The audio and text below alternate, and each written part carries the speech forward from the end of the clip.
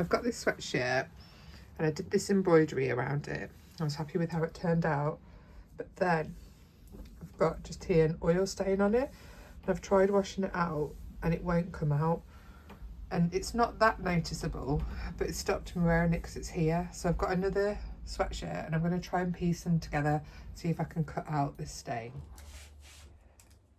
To start off, I'm going to draw a kind of curved line across, and hopefully that'll cut through the top of it.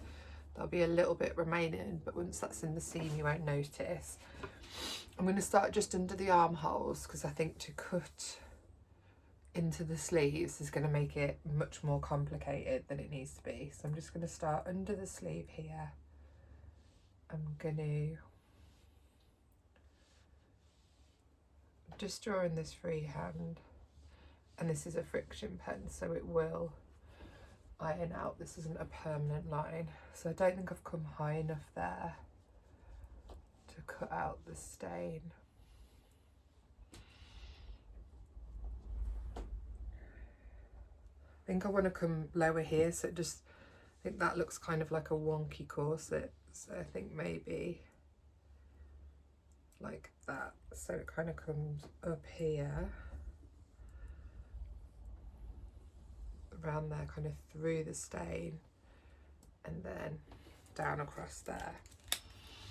And I've got a sweatshirt and across the chest it's roughly about the same size, so then I'm going to piece it together with that one, and then I'm going to use the bottom of this with that grey sweatshirt, so nothing will be wasted.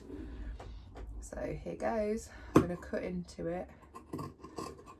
I'm going to cut through both layers so it'll be exactly the same on the front and back. Well, it'll be a mirror.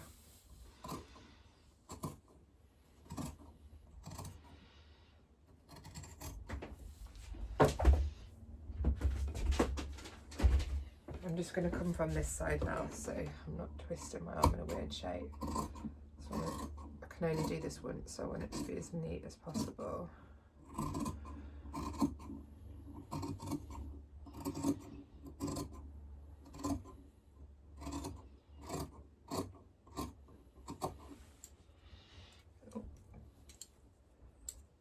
Just neaten that up on the back. Okay, there we go. So this is my organic line that I've shaped on that. That's the bit I'm going to take out. Just neaten that bit up. That was the last cut. It just didn't come out completely. So I'm going to put that to one side. I'm going to come back to that in a minute and attach it with the top of the grey one. So then this is the grey sweatshirt that I'm now going to put with the one I just cut away. So again, I want this below the sleeve. This is quite a long sweatshirt, so I'm adding on about 2.5 centimetres below the sleeve, because I can afford to keep a bit longer in the length. I'm going to add it on 2.5 there. I'm going to do the same on this side as well. So 2.5. And then I need to line it up so that when I cut through it, they're going to be able to be sewn together. It's worth taking your time with this because if it doesn't work, you don't want to ruin 2 sweatshirts. I'd rather live with the oil stain than ruin it.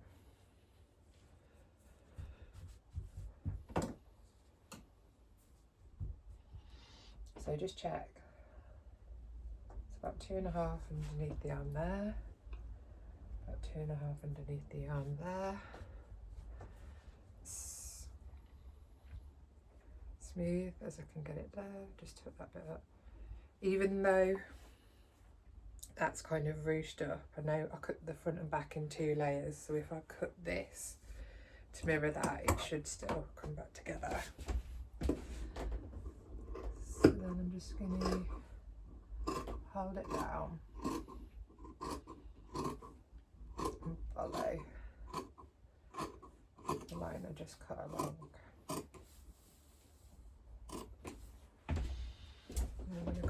this side.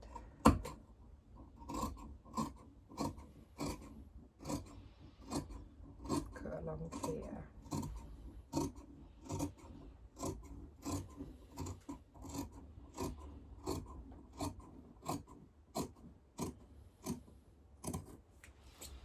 Okay, so that's the top of the grey one that's going to go with the pink one over there.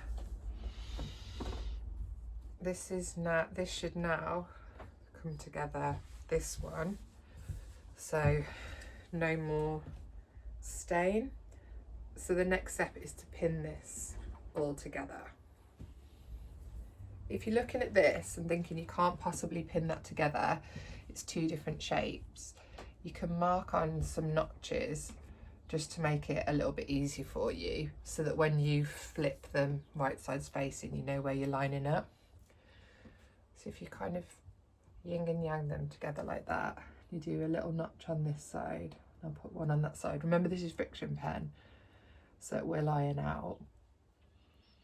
So if I just put some little notches here, when I turn it the other way around, I'll know where I'm lining it up.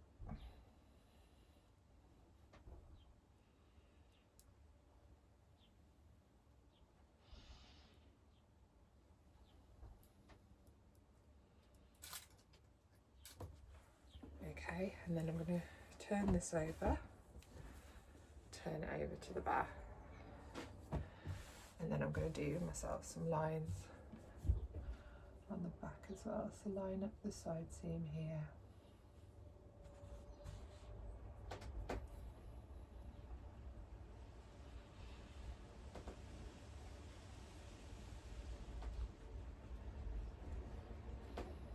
Doing this little step now will make the next step so much easier, so it is worth sometimes taking your time with the prep work.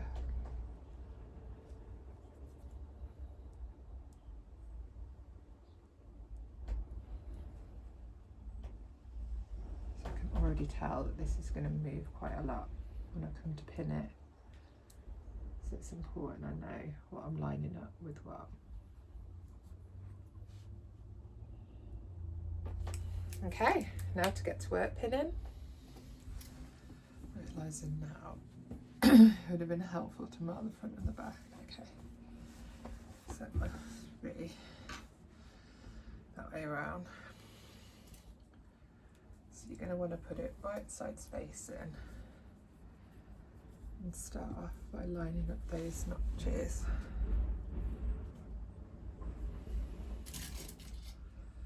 So I'm going to line up the notches first, and then I'll ease the rest in. And then the side seams, I'm going to put one forward and one back to create a flatter side seam.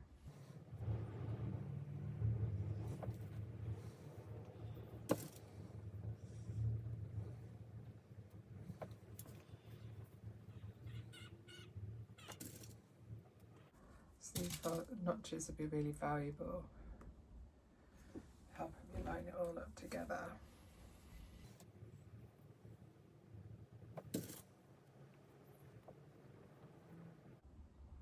So now I've got the right sides together. It's just a big mass of wibbly wobbly fabric. The notches are helping me keep it, so the right bits are going with the right bits.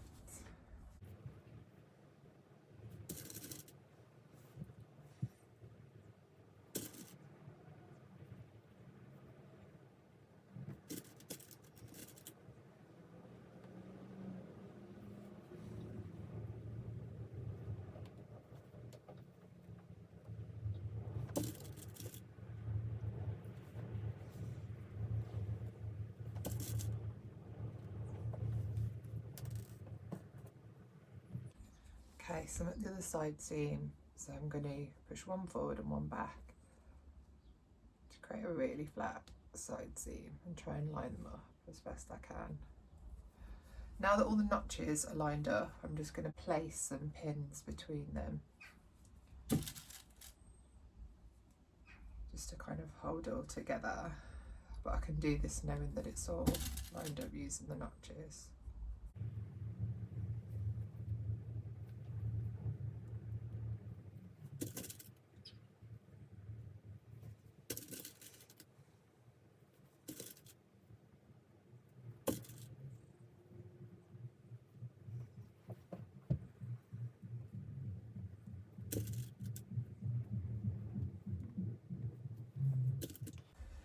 Okay, onto the back, so exactly the same. I'm going to put it so the right sides are facing, line it up notch by notch, and then go back and pin between the notches. So putting the two notches together, so kind of face to face, then a pin where it's gone, here, face to face, and then a pin where it's been. Face to face, and then a pin where it's been.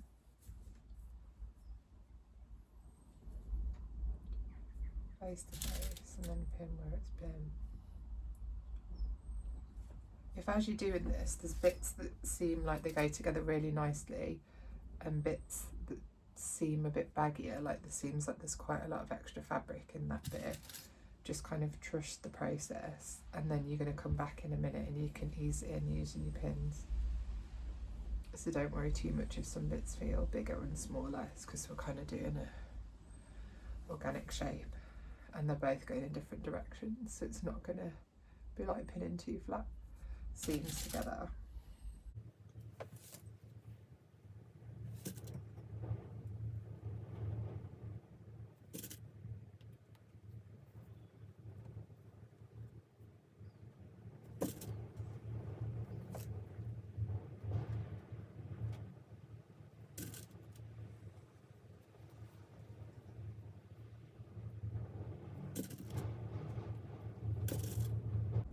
So all the notches are together, so I'm going to go back now and just pin the gaps between it so that the two edges are held together to make it really easy to sew the seam.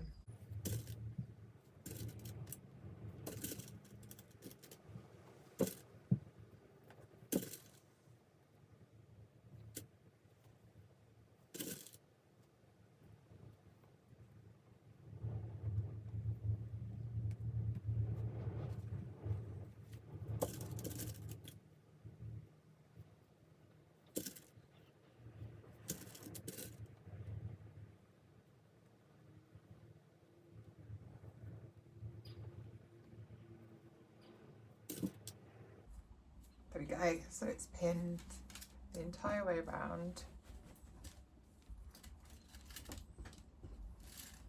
So it just needs to be attached together now. My sewing machine has been programmed into a stretch stitch. So now I'm just going to stitch it together all the way around, taking the pins out as I go. I'm going to line the cut edge up with a specific line on the throat plate to make sure that the seam is really straight, because if it's uneven that will affect how that wobbly line looks, and that's quite central to the front of the garment. So here we go.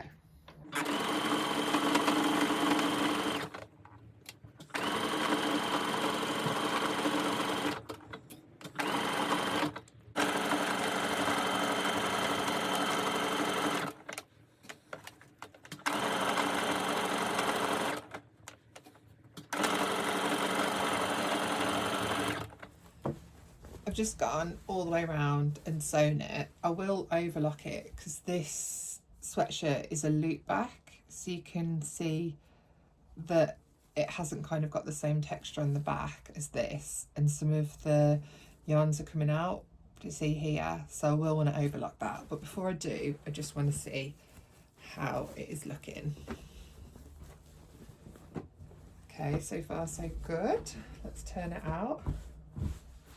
Yeah, I think that's looking good. I think it just needs a bit of a press here and an overlock, and then obviously that line will iron out when it's ironed. But yeah, I think it's kind of upcycled it and given it a new life. I'm not sure if it needs something here to kind of break that bit up. It's quite long, but yeah, I'll overlock it and then we'll just have to see.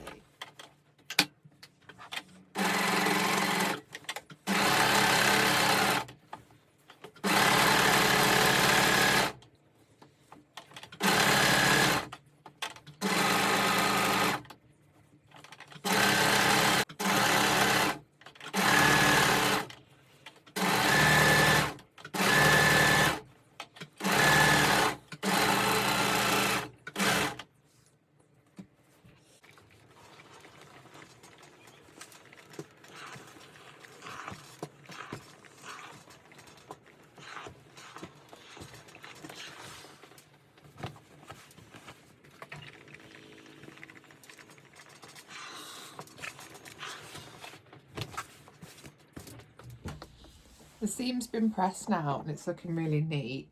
I'm going to do a pink top stitch just inside the grey, and then I'm going to decide whether to leave it like that or to add any more, because sometimes when you do too much it doesn't look as good as if you just leave it the first time. So I'm going to put my machine on a stretch stitch, and I'm going to top stitch the seam allowance that I just overlocked onto the grey piece of sweatshirting. So I'm taking this overlocked edge that I just did and I'm pushing it down towards the grey sweatshirt, and then I'm going to top stitch it all the way around. I'm using like a pinky colour, and I'm going to line up the edge of the foot with this seam here, so it should be about 3 mils inside, and that's just going to catch the overlocking all the way around.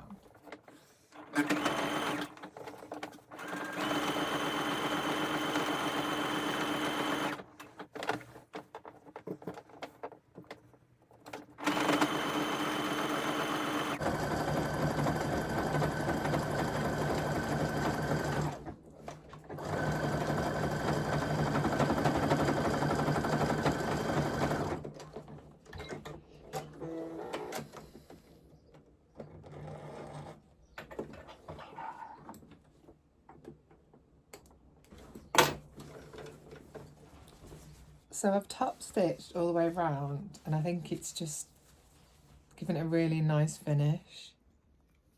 Top stitch is now all the way around.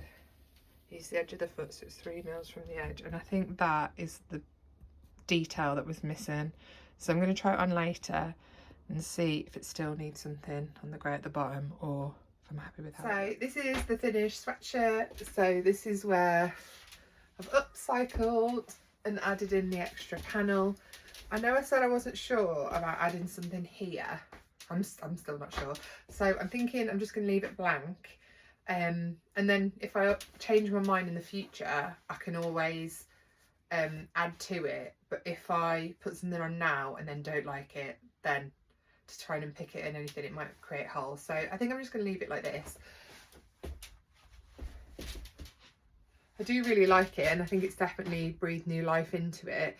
If I was going to do anything, and I'm still not sure about this, I think I might add into the sleeves, because if I'm quite tall, I normally tend to do that, and the sleeves are quite short.